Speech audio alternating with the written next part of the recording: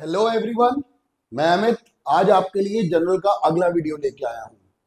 उम्मीद करता हूँ आपने पहले वाली वीडियो में देखा होगा कि जनरल में rules of debit and credit कैसे चलता है, किस तरह से उसकी ट्रेडिशनल अप्रोच है, किस तरह से उसकी मॉडर्न अप्रोच है।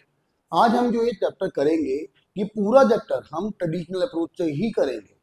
विदाउट वेस्टिंग टाइम चलिए हम स्टार्ट करते हैं, देखते हैं आगे क्या होगा जनरल में, किस तरह से हम जनरल एंट्री को आज बहुत अच्छे तरीके से सीखेंगे।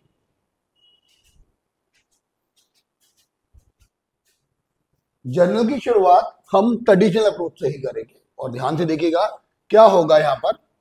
ट्रेडिशनल अप्रोच में आपको मैंने बताया था तीन तरह के अकाउंट होते हैं। एक होता है पर्सनल अकाउंट जो पर्सन से डील करता है, चाहे वो नेचुरल हो, चाहे वो आर्टिफिशियल हो, चाहे वो रिप्रेजेंटेटिव हो।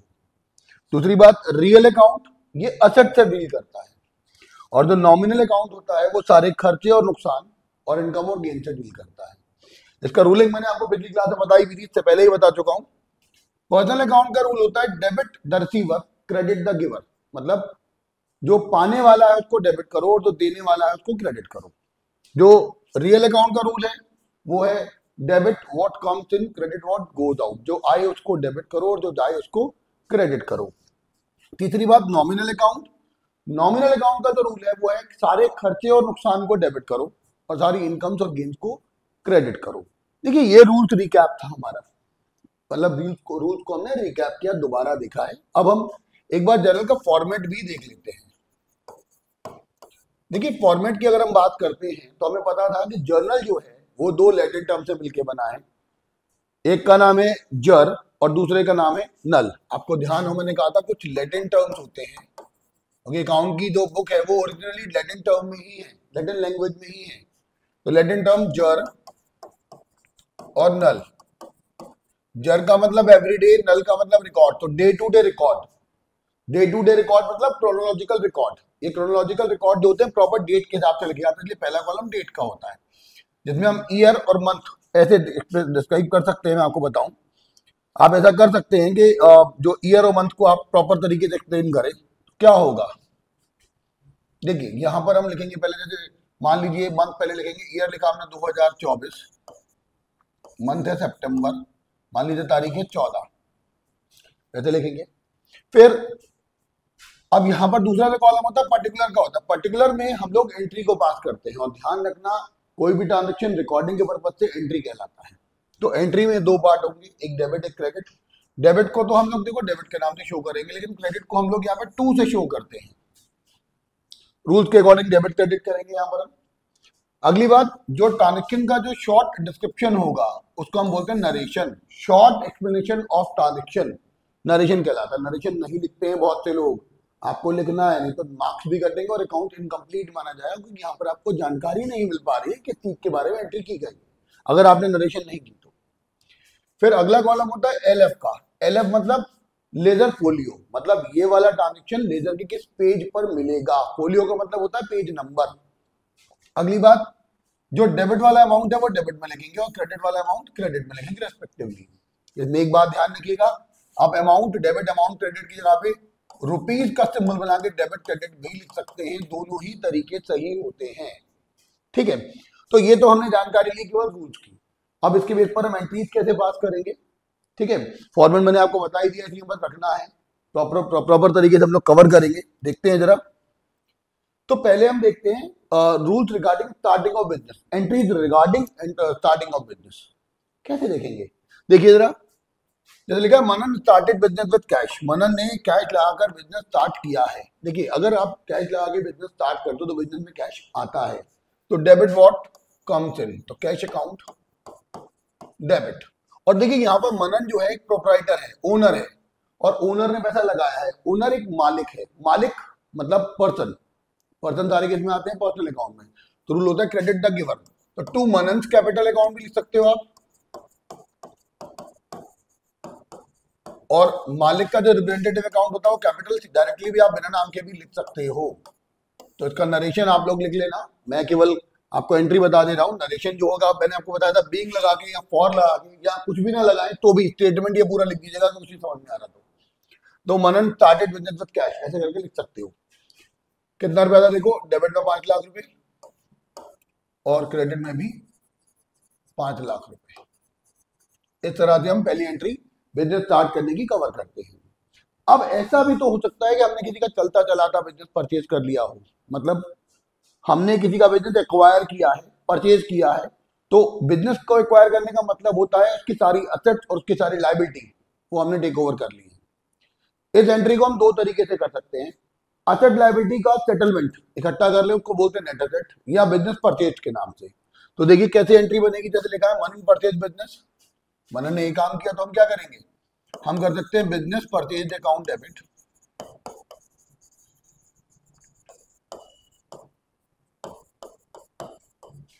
या फिर नेट असेट अकाउंट डेबिट।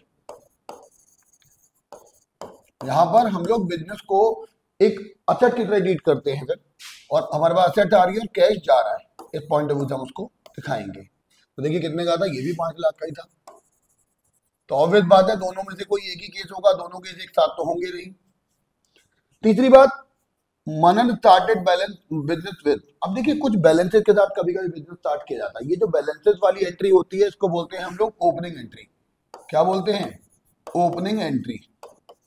ध्यान रखिएगा इस ओपनिंग एंट्री में कभी कभी ऐसा होता है कि आपको असेट लायबिलिटी कैपिटल तीनों चीजें नहीं पता होती, तो आप क्या करते हैं, कैपिटल को असेट में से लायबिलिटी घटा के निकाल सकते हैं। कैसे होगा देखिए, जैसे इस एंट्री में मैं देखूं तो सारी चीजें जितनी भी असेट्स है उनको डेबिट करेंगे। देखो ये असेट्स है, कैश बैंक एक असेट्स है, डेटर दोनों ही असेट्स हैं, मशीन असेट है, ठीक है, और लायबिलिटी यानी क्रेडिटर क्या है, लायबिलिटी। तो सारी असेट्स को डेबिट करो, सारी लायबिलिटी को क्रेडिट करो, तो एंट्री हो जाएगी cash account debit,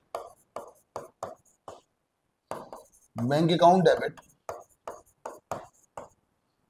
X debit, Y debit. नाम के साथ अकाउंट नहीं लगाते, हालांकि अपॉस्ट्रोफी लगा के लिख सकते हैं जैसे मैंने यहाँ पर किया था, लेकिन वो प्रैक्टिस में नहीं है ज्यादा, तो आप उस चीज को इग्नोर कर सकते हैं।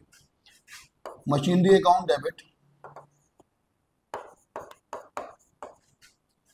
टू जेड यानी क्रेडिटर। तो देखिए असेट थी कैश 10,000 रुपए की, बैंक 40,000 रुपए का, डेटर पहला वाला है 35,000 का, ये है 15,000 रुपए का, और मशीन थी 1 लाख रुपए की। तो देखो टोटल असेट 2 लाख रुपए की हो गई, टोटल असेट 2 लाख रुपए की है। और आपने यहाँ पर जो लायबिलिटी यानी क्रेडिटर आपके ऊपर वो 60,000 रुपए की है। अब जरा गौर करिए, 2 लाख में से अगर हम 60,000 रुपए घटा दें तो यहाँ पर कैपिटल बैलेंस फिगर निकलेगी, कैपिटल जो होगी वो बैलेंस फिगर निकलेगी, वो होगा 2 लाख, सॉरी 2 लाख में से 60,000 1,40,000। Being business started with balances ऐसा लिख सकते हैं हम। लेकिन ध्यान रखना इस ओपनिंग एंट्री में यहां तो कैपिटल मिसिंग थी, इन केस के कैपिटल भी दी होती, कैपिटल भी दी होती और फिर कैपिटल का अमाउंट कम या ज्यादा होता, जैसे बाय द वे मान लीजिए कैपिटल यहां पे आपको दी होती, मान लीजिए 2 लाख रुपए या 2,10,000 रुपए, तो फिर बैलेंस फिगर ऑलरेडी गिवन है, कैपिटल दी हुई है।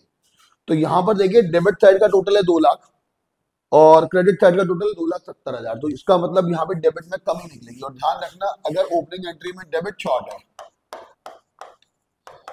तो उसको बोलते हैं गुडविल। क्यों होगा साहब गुडविल, देखिए 2 लाख रुपए की हम असेट एक्वायर कर रहे हैं और we are paying him 2,70,000, we are paying more what we are acquiring. क्या होगा, आपने जो ज्यादा अमाउंट पे किया है उसको हम लोग यहाँ पे कहेंगे बेसिकली गुडविल। तो देखिए गुडविल को डेबिट शॉर्ट होगा तो क्या बोलेंगे, गुडविल। तो यहाँ पर डेबिट में गुडविल अकाउंट डेबिट के नाम से ये बैलेंसिंग फिगर होगा 70,000 रुपया, तो क्या होगा बैलेंसिंग फिगर आप लिख देंगे।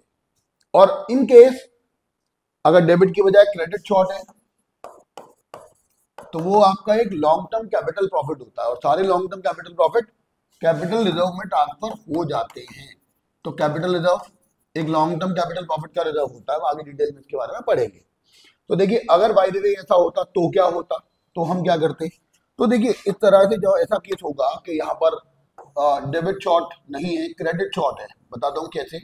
बाय द वे मान के चलिए जो कैपिटल आपको दी हुई है वो 2,10 की जगह पर आपको दी होती मान लीजिए 1,35,000 रुपये,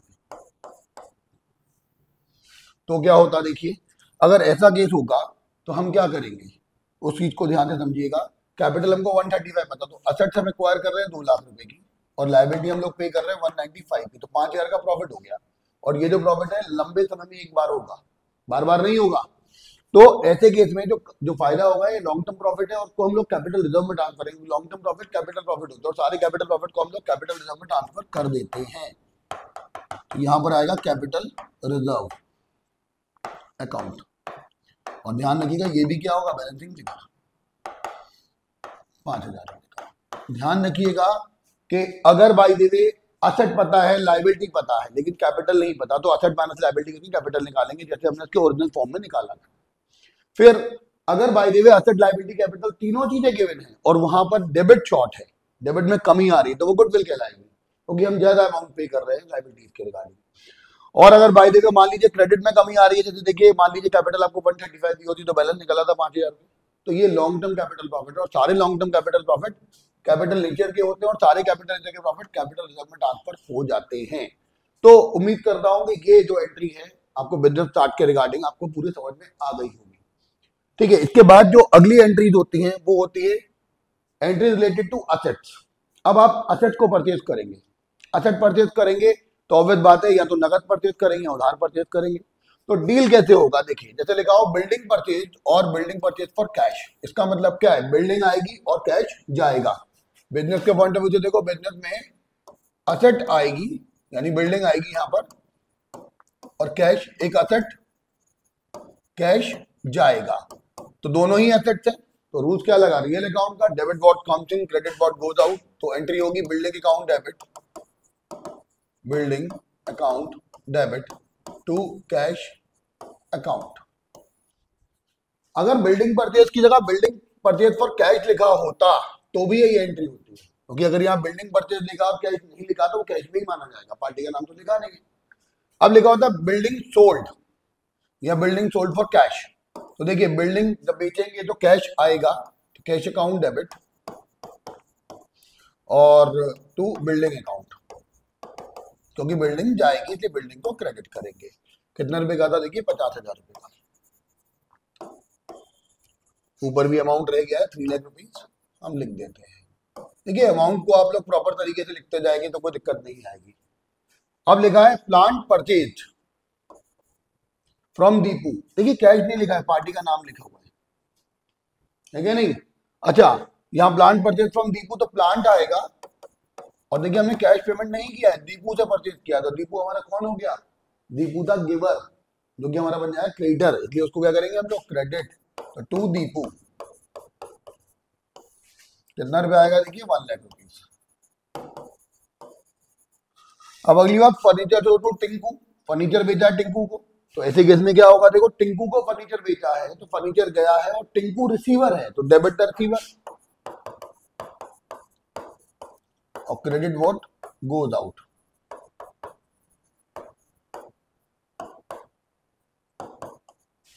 कितना आएगा, देखो 40,000 रुपया। तो बस एक बात ध्यान रखना, असेट परचेज कर रहे हो, जैसे लिखा था building purchase for cash rupees इतना फ्रॉम राम, मान लो ऐसे लिखा होता, ठीक है। अब यहाँ पर कैश भी लिखा है और राम भी लिखा है, तो ऐसे केस में आप क्या करेंगे, केवल कैश को कंसीडर करेंगे, पार्टी के नाम को नहीं। लेकिन अगर केवल कैश लिखा है तो वो कैश ही है। अगर भाई देखो मान लीजिए यहाँ पर पार्टी का नाम लिखा और कैश नहीं लिखा, उसका मतलब वो उधार है, तो पार्टी का नाम डेबिट क्रेडिट जैसा भी होगा उस हिसाब से डील करेंगे। जैसे इस वाली एंट्री में क्या था, गुड परचेज फ्रॉम दीपू, तो दीपू गिवर था तो इसलिए उसको क्रेडिट किया है, क्रेडिट था गिवर। और यहाँ पर जब फर्नीचर टिंकू को बेचा तो टिंकू रिसीवर, इसलिए टिंकू को डेबिट किया है। ध्यान रखिएगा यहाँ पर कैश नहीं लिखा हुआ है, ठीक है, कल पार्टी का नाम लिखा हुआ है, इसलिए ये क्रेडिट ट्रांजेक्शन कहलाएंगे, उधार ट्रांजेक्शन कहलाएंगे। क्रेडिट का मतलब क्रेडिट भी होता है जो डेबिट क्रेडिट वाला है, जिसका मतलब होता है राइट हैंड साइड, और दूसरी बात क्रेडिट का मतलब उधार भी होता है। एक ही चीज के दो मीनिंग है, ध्यान रखिएगा। अब देखिए अगली एंट्री, अगली एंट्री है रूल्स रिगार्डिंग गुड्स। गुड्स यानी माल। जब हमने अकाउंटिंग इक्वेशन पढ़ी थी तो वहां पढ़ा था माल को हम लोग स्टॉक से डिनोट करते थे, माल को यानी गुड्स को हम लोग स्टॉक से डिनोट कर देते थे। यहाँ पर सब चीजें अलग हैं, यहाँ पर उनको स्टॉक से रिलेट नहीं करना है, ठीक है, ध्यान रखिएगा। यहाँ पे दो बातें रहती है, इनकमिंग ऑफ गुड्स और आउटगोइंग ऑफ गुड्स, माल का आना और माल का जाना। माल कब कब हमारे पास आएगा, अगर हम माल परचेज करेंगे तो माल आएगा हमारे पास, और अगर हमने माल बेचा है तो माल जाएगा, आउटगोइंग ऑफ गुड्स। सिमिलरली अगर बिका हुआ माल वापस आ गया तो माल आ तो रहा है, तो वो सेल्स रिटर्न या रिटर्न इनवर्ड होता है। और अगर हमने परचेज किया वो माल वापस लौटा दिया तो वो माल का जाना होगा, आउटगोइंग होगा, उसे बोलेंगे परचेज रिटर्न या रिटर्न आउटवर्ड्स। ठीक है, तो जो बेसिक जो बातें हैं वो क्या है, देखो परचेजेस मैंने आपको अकाउंटिंग टर्म से बताया था। परचेजेस क्या होता है, buying for the purpose of selling, खरीदना बेचने के पर्पस से, रॉ मटेरियल का बिजनेस में आना ताकि उसे हम बेच के प्रॉफिट कमा सके, वो परचेजेस कहलाता है। तो परचेजेस दो तरह की होंगी, या तो नगद या उधार। तो देखिए जरा कैसे होगा। जैसे लिखा गुड परचेज फॉर कैश, लिखा हुआ है, देखिए मेंशन किया हुआ है गुड परचेज फॉर कैश, तो यहाँ पर हमने नगद माल खरीदा है। यहाँ पर good purchase from Y for cash, देखिए वाई से नगद माल खरीदा है, तो यहाँ पार्टी का नाम का मतलब नहीं लिखा था क्योंकि कैश लिखा हुआ है। ठीक है, तो देखिए ऐसे केस में क्या होगा, माल जब परचेज करेंगे, परचेज एक खर्चा होता है, और डेबिट ऑल एक्सपेंसेस, तो एंट्री होगी परचेजेज अकाउंट डेबिट। और देखिए जब माल परचेज करेंगे तो कैश जाएगा, तो credit what goes out to cash account. देखिए एंट्री हो कितने की थी, 40,000 रुपए की।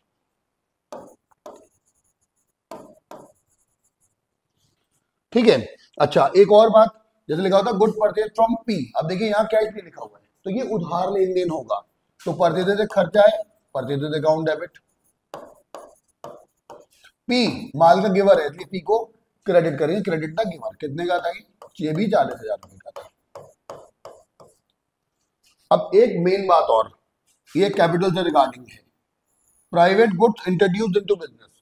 आपने हमेशा से शुरुआत से कैपिटल की डेफिनेशन पढ़ी है, amount of wealth introduced into business by businessman is called capital.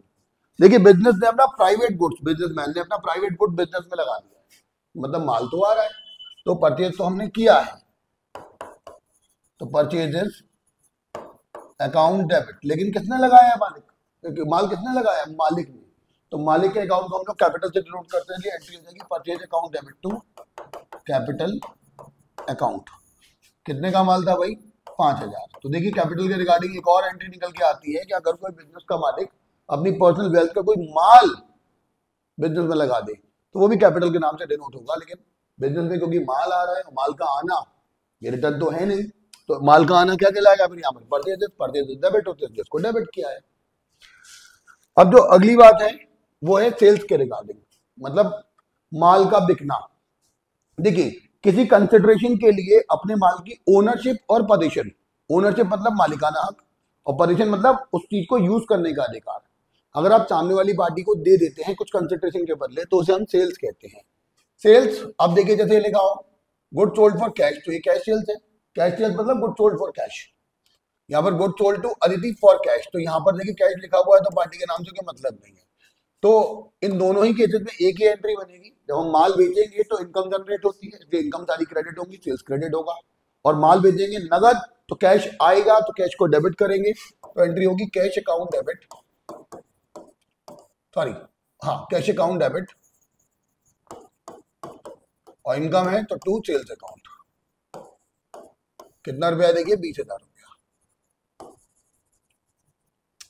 ठीक है, अब जैसे ये लिखा होता गुड सोल्ड टू कृष्णा, अब देखिए यहाँ कैश नहीं लिखा है, केवल पार्टी का नाम लिखा है, तो उधार बेचा है, तो माल का रिसीवर कौन है, कृष्णा, तो डेबिट द किसी giver, sorry debit the receiver, Krishna debit to sales account, sales एक इनकम है इसलिए क्रेडिट करेंगे 10,000 रुपीज से।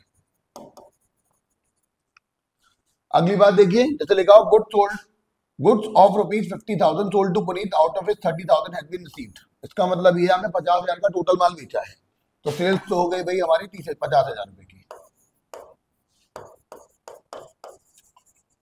अब इसमें से देखो 30,000 रुपए का माल नगद बेचा है, एक तरह से नगद पैसा मिल गया है, तो कैश अकाउंट डेबिट 30,000, और बाकी देखो आपने उधार बेचा है, उधार किसको भेजा है, पुनीत को, तो पुनीत के नाम से आ जाएगा, पुनीत जैसा receiver of goods, Puneet debit 20,000 रुपए। ठीक है, हालांकि इस एंट्री को आप दो अलग अलग एंट्री करके पहले पुनीत टू सेल्स कर लो 50,000 रुपए की, फिर उसमें से 30,000 रुपए रिसीव कर लो कैश टू पुनीत करके, वो भी कर सकते हो, लेकिन ज्यादा बेटर है आप इसको एक साथ करो, क्योंकि दोनों की दोनों को कंपाउंड किया जाता है। कंपाउंड एंट्री क्या होती है अभी हम सीखेंगे।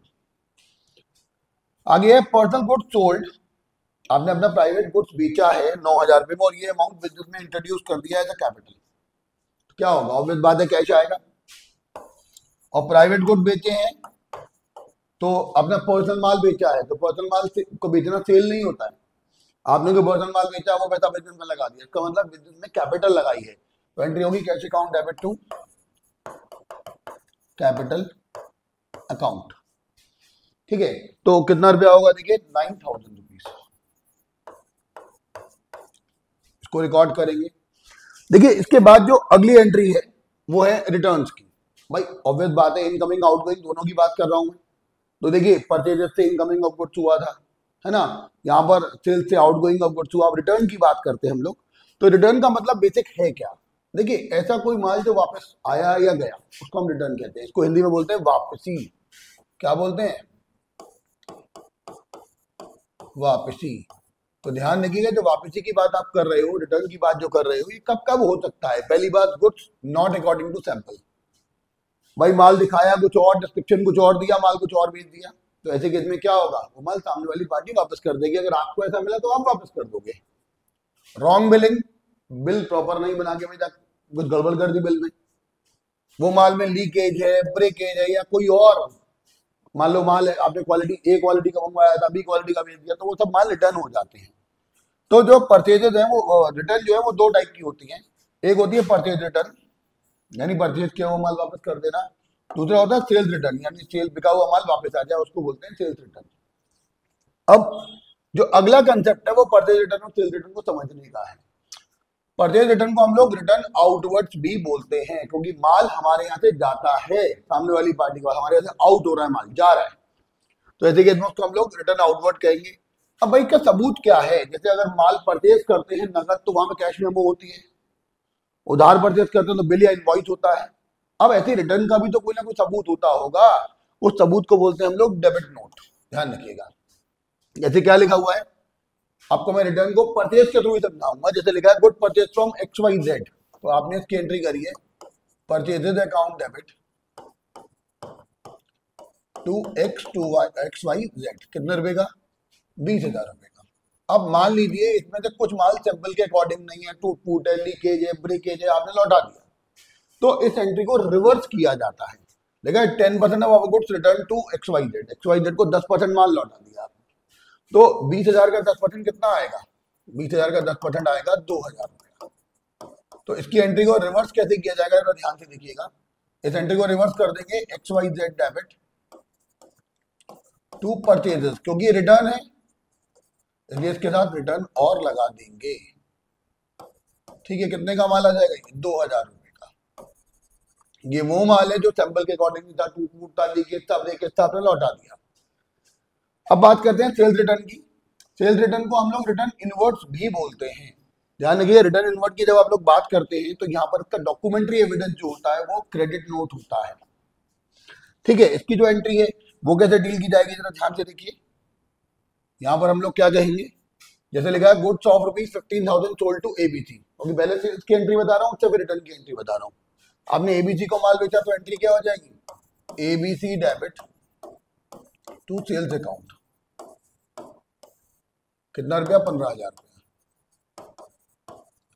अब देखिए इसमें से 5,000 का माल ABC ने लौटा दिया है, तो इस एंट्री को रिवर्स कीजिए, लेकिन सेल्स के संग में आपको रिटर्न भी लगाना पड़ेगा, कि रिटर्न का केस है ये, sales return account debit to ABC, कितने का माल लौटा है उसने, 5,000 रुपए का। तो उम्मीद करता हूं इस तरह से आपको परचेज से रिलेटेड सारे ट्रांजेक्शन समझ में आ गए होंगे, सेल्स से रिलेटेड सारे ट्रांजेक्शन समझ में आ गए होंगे, रिटर्न से रिलेटेड सारे ट्रांजेक्शन समझ में आ गए होंगे।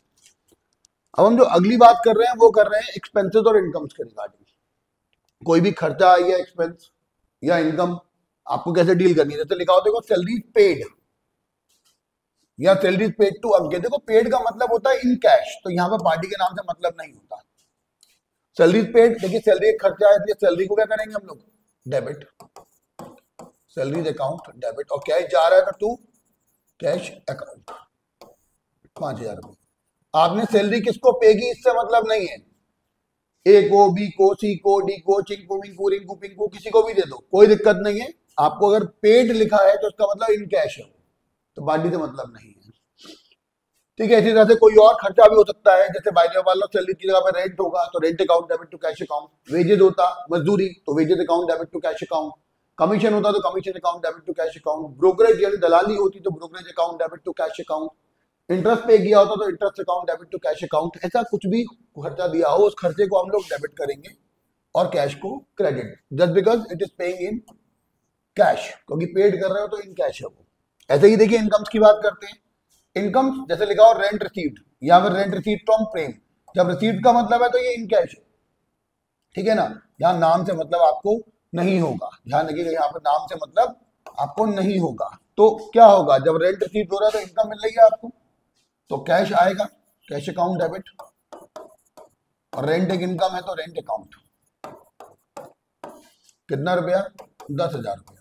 और ध्यान रखना अगर रेंट के अलावा कोई और इनकम होती, जैसे कमीशन रिसीव्ड होता, अब भाई देखो मान लो ब्रोकरेज रिसीव्ड होती या कोई इंटरेस्ट रिसीव्ड होता तो एंट्री करते cash account debit to interest to commission to brokerage या रेंट, कुछ भी मिल सकता है, जो भी मिला है वो इनकम को क्रेडिट करेंगे, ठीक है। इस तरह से खर्चे और इनकम की भी एंट्री कवर हो जाती है।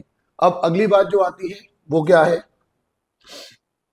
अगली है जैसे हम लोग कैश पेड टू क्रेडिटर करते हैं या कैश रिसीव फ्रॉम डेटर करते हैं तो क्या एंट्री होगी। देखिए हमने पढ़ा था कि क्रेडिटर का बैलेंस क्रेडिट ही होता है क्योंकि वो एक लायबिलिटी है।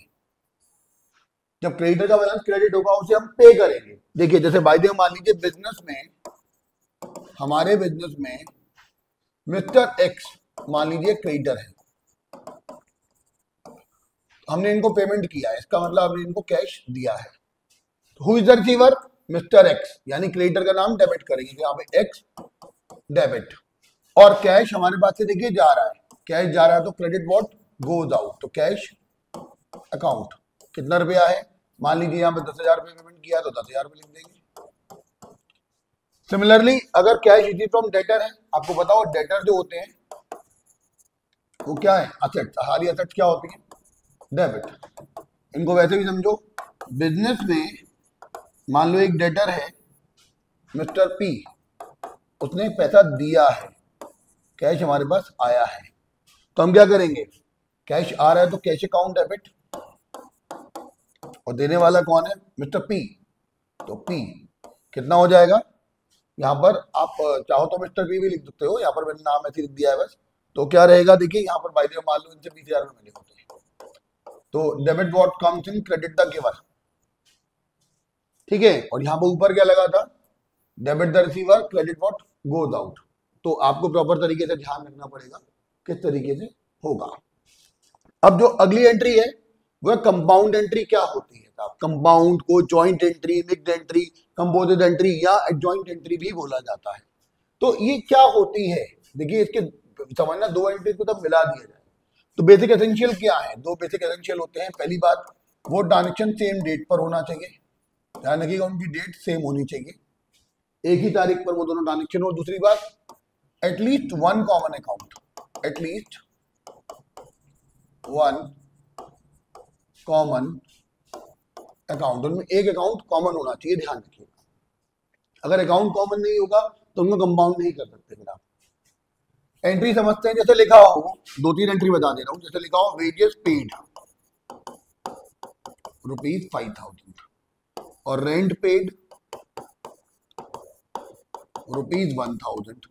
अब देखिए ये दोनों ही खर्चे हैं, और बाय द वे मान लो दोनों के दोनों 31 अगस्त को हुए थे, दोनों की डेट भी सेम है। वेजेस पेड की entry, wages account debit to cash account, है ना, तो इसकी एंट्री बनाएंगे हम, wages account debit to cash account. Similarly rent paid की entry, rent account debit to cash account. गौर करिए इन दोनों में कैश अकाउंट कॉमन है, एक अकाउंट कॉमन हो गया और सेम डेट भी है, तो इनको कंपाउंड किया जा सकता है। तो एंट्री बनेगी wages account debit, rent account debit to cash account. ध्यान से देखिएगा, वेजेस में था 5,000, रेंट में था 1,000, टोटल हो गया 6,000, ठीक है। ऐसे कंपाउंड कर सकते हैं, ये तो खर्चों के रिगार्डिंग है, इनकम के रिगार्डिंग हो सकती है, माल के रिगार्डिंग हो सकती है। जैसे लिखा होता goods purchase for cash ₹30,000 and from Chetan ₹20,000। अब देखिए गुड परचेज फॉर कैश की एंट्री क्या होती है, cash purchase account debit to cash account, और गुड परचेज फ्रॉम चेतन की एंट्री होती है purchase account debit to Chetan. देखिए परचेजेस कॉमन है, और बाय द वे मान लो दोनों ही ट्रांजेक्शन मान लीजिए वही मान लीजिए 10 सितंबर के हैं, तो ऐसे केस में दोनों को मिला सकते हैं हम। तो एंट्री बनेगी purchases account debit to cash account to Chetan. ध्यान है ना, चेतन मालिक नहीं है, कैपिटल ही लगाएंगे। तो क्या हो जाएगा, टोटल माल आपने परचेज किया 50,000 रुपए का, जिसमें नगद था 30,000 रुपए का, और चेतन से उधार था 20,000 रुपए का। ठीक है, तो ये ट्रांजेक्शन कंपाउंड एंट्री के हैं। जो हम डिस्काउंट आगे पढ़ेंगे या और बाकी कंसेप्ट पढ़ेंगे तो वहां पे कंपाउंड एंट्री कंसेप्ट बहुत बार आएगा, इसलिए इसको जानना बहुत जरूरी था। अगली बात आती है डिस्काउंट क्या है भाई। अगला जो कंसेप्ट है वो डिस्काउंट से रिलेटेड है। डिस्काउंट का मतलब होता है रिडक्शन इन वैल्यू, किसी चीज की वैल्यू में यानी प्राइस में कमी कर देना डिस्काउंट कहलाता है। भाई सीधी सी बात है, जब कभी आप कोई माल परचेज करने जाते हो या किसी को बेचते हो तो सामने वाली पार्टी आपसे कुछ रिडक्शन मांग सकती है, और आपने अगर कह दिया कि ठीक है भाई प्राइस कुछ कम कर दो, या आप कर देते हो या वो कम कर देता है, तो उसको हम लोग क्या बोलते हैं, डिस्काउंट। डिस्काउंट बेसिकली दो टाइप का होता है, एक होता है ट्रेड डिस्काउंट जिसे शॉर्ट में टीडी बोलते हैं, और दूसरा होता है कैश डिस्काउंट जिसको बोलते हैं हम लोग सीडी। तो देखिए दोनों का डिस्टिंक्शन यानी अंतर समझ लीजिए, ट्रेड डिस्काउंट क्या होता है और कैश डिस्काउंट क्या होता है। देखिए समझे, पहले पहले बात करते हैं मीनिंग की, संकेतन इनको अंडरलाइन भी करते चलेंगे हम लोग। ठीक है, तो देखिए क्या होगा, हम लोग समझते हैं चीजों को। तो हमने पढ़ा कि trade discount is allowed by wholesaler और मैन्युफैक्चरर। ध्यान रखना, मैन्युफैक्चरर या होलसेलर देता है, किसको देता है, रिटेलर को देता है, एक fix percentage on printing price. जैसे आप बाय द वे मान लो कोई गुड्स परचेज करने गए, वहां पे एमआरपी लिखा हुआ है कि इसका 500 रुपए, अब आपने कहा भैया कुछ कम कर लो, उन्होंने कहा ठीक है आप 10% कम कर दीजिए। तो ऐसे केस में ध्यान रखना, फिक्स्ड या प्रिंटेड प्राइस या लिस्ट प्राइस या कैटलॉग प्राइस, उस पर जो कटौती दी जाती है वो ट्रेड डिस्काउंट कहलाती है। कैश डिस्काउंट की बात करते हैं। Cash discount allowed if the customer make the payment immediately और within a fix period. जैसे बाय द वे हमने सामने वाली पार्टी को कह दिया कि आप जल्दी पेमेंट कर दीजिए, उसने कर दिया, तो हम उसे कुछ कैश बेनिफिट ट्रांसफर कर सकते हैं, दे सकते हैं। या फिर उससे कह दिया कि भाई ठीक है 2 दिन के अंदर 3 दिन के अंदर दे दोगे तो हम आपको कुछ 5% डिस्काउंट दे देंगे, तो वो कैश डिस्काउंट कहलाएगा। ध्यान रखना, इसको प्रॉम्प्ट डिस्काउंट भी बोलते हैं। प्रॉम्प्ट डिस्काउंट भी बोलते हैं। मैं शॉर्ट में डिस्काउंट को डिस्क लिख रहा हूं, आप लोग पूरा लिखिएगा डिस्काउंट। व्हेन अलाउड, ये कब दी जाती है, जब एक स्पेसिफिक क्वांटिटी परचेज की जाए, ठीक है, तब हम ट्रेड डिस्काउंट देते हैं। और जब सामने वाली पार्टी ऑन या before a specified time payment कर देती है तब हम कैश डिस्काउंट देते हैं। ठीक है, ऑब्जेक्ट, देखिए माल की सेल को बढ़ाना, ठीक है, generally it is allowed to retailer to enable them to make some profit even when they sell the goods at catalogue price. सीधी बात, भाई हम लिस्ट प्राइस पे कुछ कमी कर देंगे, एमआरपी पे कुछ कम करके माल देंगे रिटेलर को, तो रिटेलर उसे बेचेगा तो एमआरपी पे, तो ऐसे केस में वहां पर जो उसका डिफरेंस होगा उसकी अर्निंग हो जाए, और सेल्स को बढ़ाने के पर्पज से आप देते हैं ट्रेड डिस्काउंट। जबकि सामने वाली पार्टी से बेड डेट ना हो, पैसा डूबे नहीं, आपको इमीडिएटली पेमेंट मिल जाए, उसके लिए आप जो डिस्काउंट देते हो क्विक डिस्काउंट या प्रॉम्प्ट पेमेंट के लिए, उसे हम क्या बोलते हैं, cash discount. Recording in the books of account, ध्यान रखना ट्रेड डिस्काउंट को बुक्स में रिकॉर्ड नहीं करते, इसको डायरेक्टली रिड्यूस कर दिया जाता है from the amount of transaction. जो इनवॉइस होता है उसमें डायरेक्टली रिड्यूस कर दिया जाता है, जबकि कैश बुक सॉरी जो कैश डिस्काउंट होती है उसको हम लोग सेपरेटली रिकॉर्ड करते हैं। ध्यान रखिएगा, उसको बिल में से जो इनवॉइस में से घटाते नहीं है। ठीक है, तो यहाँ पर जब रिकॉर्ड करने की बारी आती है तो ध्यान रखना डेबिट करते हैं व्हेन अलाउड, जब हम डिस्काउंट को अलाउड करेंगे तो उसे डेबिट करेंगे, और क्रेडिट करेंगे व्हेन रिसीव, जब हमको मिलती है तब उसे क्रेडिट करेंगे। तो सीधे सिंपल सी बात ये समझिएगा, ट्रेड डिस्काउंट को बुक्स में रिकॉर्ड नहीं करना, कैश डिस्काउंट को बुक्स में रिकॉर्ड करना है। अगर हम सीक्वेंशियल वे में कहें तो पहले ट्रेड डिस्काउंट घटती है, फिर बाकी बचे हुए अमाउंट पर कैश डिस्काउंट निकलती है। कैश डिस्काउंट केवल कैश पेमेंट पर ही लगती है। अगर आपने 1 लाख का माल खरीदा है, पेमेंट किया है केवल 40,000 का, तो कैश डिस्काउंट केवल 40,000 पे लगेगी। जो नॉट पेड अमाउंट है उस पर डिस्काउंट कैश डिस्काउंट नहीं लगता। किस तरीके से डील होगा अभी हम देखते हैं, जरा कवर करें। जैसे पहले ट्रेड डिस्काउंट की कुछ एंट्रीज करते हैं। जैसे देखिए ट्रेड डिस्काउंट को बुक्स में रिकॉर्ड नहीं करते, इसका अमाउंट डायरेक्टली रिड्यूस कर दिया जाता है। जैसे देखिए goods of 10,000 purchase from Deepak, तो एंट्री होती है purchases account debit, purchases account debit to Deepak. देखिए यहाँ पर ट्रेड डिस्काउंट है और ट्रेड डिस्काउंट को बुक्स में रिकॉर्ड नहीं करते, डायरेक्टली रिड्यूस कर दिया जाता है। तो 10,000 में से 10% यानी कि 1,000 रुपये का, तो कितना बचा? 9,000 रुपये। तो 9,000 रुपये से ये वाली एंट्री पास कर दी जाएगी। सिमिलरली अगर आप कहो कि भाई goods of rupees 5,000 sold to Deepika at 10% discount, तो देखिए दीपिका को माल बेचा है और वो भी 5% ट्रेड डिस्काउंट पर, तो 5,000 में से 10% सॉरी घटाओ तो कितना बचा? 4,500। दीपिका को माल बेचा, तो दीपिका कौन है? रिसीवर। तो Deepika debit to sales account, कितना रुपया? 4,500, क्योंकि यहाँ पर 10% ट्रेड डिस्काउंट को बुक्स में रिकॉर्ड नहीं किया जाएगा। अब अगर कैश डिस्काउंट की बात करें हम लोग, देखो कैश डिस्काउंट में क्या होगा। देखिए जैसे कैश डिस्काउंट का तरीका समझ लीजिए। कैश डिस्काउंट का तरीका बेसिक सिंपल सा ही है कि अगर कैश डिस्काउंट अलाउड हो रही है तो वो नुकसान है, इसलिए डेबिट होगा, और कैश डिस्काउंट हमको मिल रही है तो इनकम है, इसलिए उसे क्रेडिट करेंगे। तो क्या करेंगे, देखिए जैसे लिखा है कैश रिसीव फ्रॉम अरुण 9,900 और डिस्काउंट अलाउड टू हिम ₹100। तो कैश मिल रहा है अरुण से, तो cash account debit to Arun. देखिए अरुण से हमको 10,000 रुपये लेने थे, उससे 1,900 मिल रहा है और हम उसे 100 रुपये डिस्काउंट अलाउड कर रहे हैं। डिस्काउंट अलाउड एक खर्चा है, इसलिए उसको डेबिट करेंगे। तो डिस्काउंट अलाउड अकाउंट डेबिट, कितना रुपया जाएगा? 100 रुपया। तो एक बात समझ लीजिएगा हमेशा कि कैश और डिस्काउंट साथ साथ चलते हैं। ये गाना गाते तू जहां जहां चलेगा मेरा साया साथ होगा। तो ध्यान रखना, अगर कैश डेबिट हो रहा है तो डिस्काउंट भी डेबिट होगा, और कैश अगर क्रेडिट होगा तो डिस्काउंट भी क्रेडिट होगा। और ये केवल कैश के संग नहीं है, कभी बैंक के साथ होता तब भी। ठीक है, डिस्काउंट हमेशा कैश पेमेंट करने पर या कैश रिसीव करने पर ही दी जाएगी। ये बात मैंने पहले ही बताया आपको। आगे लिखा cash paid to Aruna 4,500 in full settlement of account. जब भी फुल सेटलमेंट होगा, आप कम अमाउंट पे कर रहे हो, ठीक है ना, अकाउंट ऑफ ₹5,000। मान लीजिए अरुणा को आपने 5,000 रुपए देने थे और आपने उसे 4,500 रुपए देके मामला सेटल कर दिया। तो देखिए हमने क्या किया, अरुणा डेबिट 5,000 रुपए देने थे, हमने जो फुल सेटलमेंट में दिए 4,500, तो 500 रुपए का फायदा जो है उसे हम क्या बोलेंगे? Discount received account. ये क्योंकि डिस्काउंट क्या है, इनकम, इसलिए क्रेडिट हो जाएगी। डिस्काउंट रिसीव्ड एक इनकम है, डिस्काउंट अलाउड एक खर्चा है, और खर्चे सारे डेबिट होते हैं, इनकम सारी क्रेडिट होती है। इस तरह से हम इस एंट्री को परफॉर्म करेंगे। अगली बात देखिए, अगर दोनों ही डिस्काउंट एक साथ आ जाए तो क्या होगा। जैसे goods of ₹1 lakh purchase at 10% TD and 5% CD. तो देखिए पहले देखो, हमने देखा गुड्स अमाउंट कितना था गुड्स का, 1 लाख रुपया। इसमें से पहले घटेगा टीडी 10% यानी 10,000 रुपया, कितना बचा? 90,000। और इसमें 5% लगेगा सीडी, क्या ही डिस्काउंट 4,500। तो कैश पेड कितना होगा?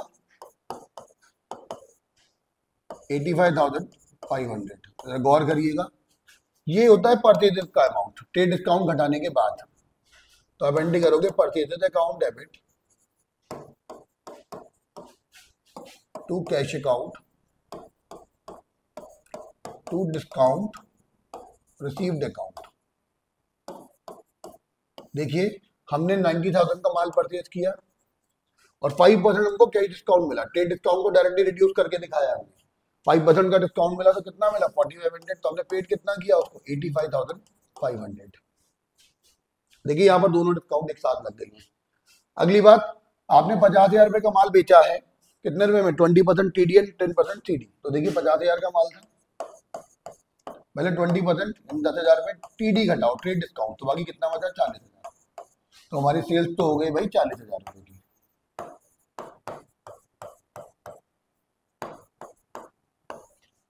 अब इसने फिर बोला 10% कैश डिस्काउंट मिल गया। तो कैश डिस्काउंट मिल रहा है, देखो कैश डिस्काउंट हमने माल बेचा है, सॉरी माल बेचने पर इनकम हो रही है, पैसा मिलेगा। पैसा मिलेगा तो डिस्काउंट अलाउड होगा, डिस्काउंट अलाउड डेबिट होगा। तो देखो डिस्काउंट अलाउड अकाउंट डेबिट कितना होगा? ये था 10%, तो 40,000 का 10% आ जाएगा 4,000। तो ऑब्वियस बात है कैश कितना मिलेगा फिर आपको? Cash account debit 36,000। तो देखिए इसका मतलब ये है कि आपने 40,000 का माल बेचा, 50,000 में से 20% टीडी घटा के, और 40,000 में से 10% यानी 4,000 रुपये टीडी कट के कैश डिस्काउंट कट के बाकी 36,000 रुपये आपको इमीडिएटली मिल गया। तो जो मिला cash account debit, debit what comes in, discount allowed debit, एक डिस्काउंट अलाउड एक खर्चा है जो उसको डेबिट किया है, और सेल्स इनकम है जो उसको क्रेडिट किया है। देखिए ये कैश डिस्काउंट और ट्रेड डिस्काउंट के रिगार्डिंग सारी बात हमने कवर करी है, लेकिन कभी कभी आपको लिस्ट प्राइस का कंसेप्ट आ जाता है, और ये कंसेप्ट जो है गुड्स से रिलेटेड लास्ट कंसेप्ट होता है लगभग हमारा। इसके बाद एक आध दो छोटे छोटे कंसेप्ट बचते हैं, वो आगे भी बताए जाएंगे, तो वो और कवर कर लेते हैं। उसके साथ ही फिर आज हमारी क्लास खत्म हो जाएगी। तो वो क्या है, मैं आपको कुछ एंट्रीज बता दे रहा हूँ। जैसे लिस्ट प्राइस से रिलेटेड, लिस्ट प्राइस को कैटलॉग प्राइस भी बोलते हैं, ध्यान रखिएगा। ये जो लिस्ट प्राइस से रिलेटेड ट्रांजेक्शन होते हैं उनमें क्या होता है, जैसे लिखा हो goods of rupees, goods of list price of rupees 10,000 purchased from Sonu. ठीक है, आपने 10,000 रुपए का माल सोनू से लिस्ट प्राइस का परचेज किया है बस, और उस पर लिखा हो एट 10% ट्रेड डिस्काउंट। तो एंट्री क्या होगी, जो देखिए ट्रेड डिस्काउंट को बुक्स में रिकॉर्ड नहीं करते, डायरेक्टली रिड्यूस कर देते, तो एंट्री बनेगी purchases account debit to Sonu. कितने रुपए का, 10,000 का 10% घटा दो तो 9,000 रुपए का। अब देखिए, अब बाय द वे मान लीजिए माल जो परचेज किया था आपने, ये सोनू से जो माल परचेज किया उसको थोड़ा सा दिक्कत वाला था, उसमें कुछ परेशानी थी, कुछ माल सैंपल के अकॉर्डिंग नहीं था, हमने इसमें से बाय द वे मान लीजिए कि 1/5 माल लौटा दिया, 1/5 of our goods return to Sonu. और ध्यान रखना लिस्ट प्राइस पर ही, अगर लिस्ट प्राइस पर माल बेचा गया है तो वापसी भी लिस्ट प्राइस पर ही होगी। मतलब अगर डिस्काउंट काट कर, लिस्ट प्राइस पर डिस्काउंट काट के माल बेचा गया है तो वापसी भी डिस्काउंट काट कर ही होगी। तो ध्यान रखिएगा, यहाँ रिटर्न की एंट्री करेंगे, परचेज रिटर्न की, Sonu debit to purchase return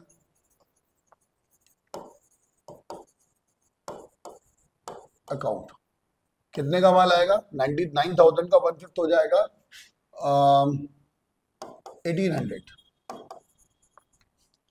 ठीक है, 1800 का हमने माल लौटा दिया। ध्यान रखिएगा, आप ऐसे भी निकाल सकते हैं कि 10,000 का माल था, उसका 1/5 निकाल लेते पहले 2,000, उसमें फिर 10% टीडी घटाते। आप इसको ऐसे भी कर सकते हैं, और आप उसको डायरेक्टली जो 9,000 का 1/5 करके भी निकाल सकते हैं डायरेक्टली, कोई दिक्कत नहीं, दोनों तरीके सही है। अब देखिए, अगर बाय द वे यहां लिखा जाए cash paid to Sonu in full settlement ₹7,200, ₹7,000, आपने सोनू को पेमेंट किया है 7,000 रुपए का। अब जरा गौर करना, हमने उससे माल खरीदा था 9,000 का, 1,800 का माल लौटा दिया, तो उसे पे करना था 7,200, what we are paying to him 7,000, तो 200 रुपए क्या हो जाएगा आपके लिए, डिस्काउंट रिसीव्ड।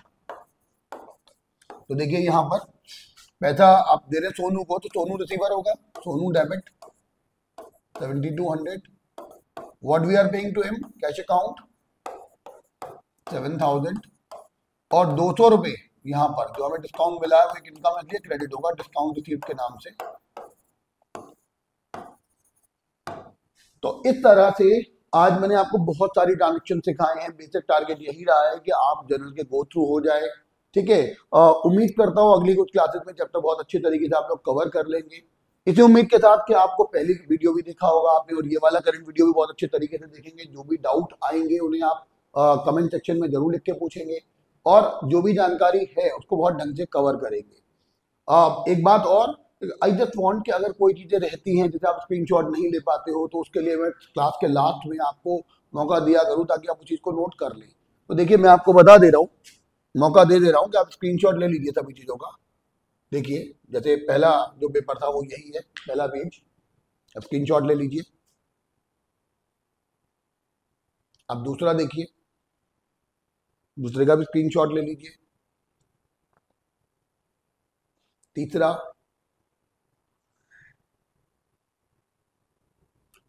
चौथा page, fifth, 6th, 7th,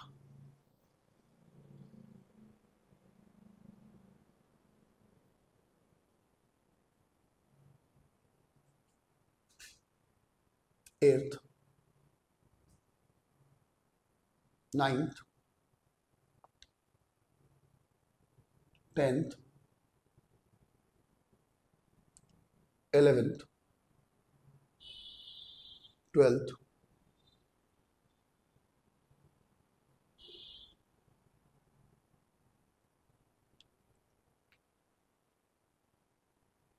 13 and last 14। देखिए बेसिक टारगेट जो रहा है हमारा आज की क्लास का वो ये रहा है आपको कैपिटल से रिलेटेड, असेट से रिलेटेड, क्रेडिटर और डेटर से रिलेटेड, एक्सपेंस से रिलेटेड, इनकम से रिलेटेड, सारे गुड्स से related, purchase sales, purchase return, sales return, list price और डिस्काउंट से रिलेटेड सारी जानकारी मैं आपको दे दूँ। अगली क्लास में हम लोग कवर करेंगे बैंकिंग ट्रांजेक्शन, अगली क्लास में हम लोग कवर करेंगे कुछ एक्वारियल कंसेप्ट, ठीक है, और कुछ और फर्दर एंट्रीज, तो जिनको कवर हम लोग ढंग से कर पाएंगे और अच्छे तरीके से आगे बढ़ेंगे। अब मैं आपसे यही कहूंगा कि आप बहुत अच्छे तरीके से वीडियो देखिए, आपका बहुत सारा प्यार मिल रहा है, बहुत आगे अच्छा लग रहा है कि हाँ भाई बच्चे लोग अच्छे से मेहनत करके अपनी क्वेरीज भी पूछ रहे हैं, मेरे व्हाट्सएप नंबर पर भी वैसे भी, तो अच्छे तरीके से आप लोग आगे बढ़ रहे हैं। इसी उम्मीद के साथ कि आप इस वीडियो को उतना ही प्यार देंगे। मैं आज के लिए यहीं पर विराम दे रहा हूँ। Bye bye, have a good day, take care.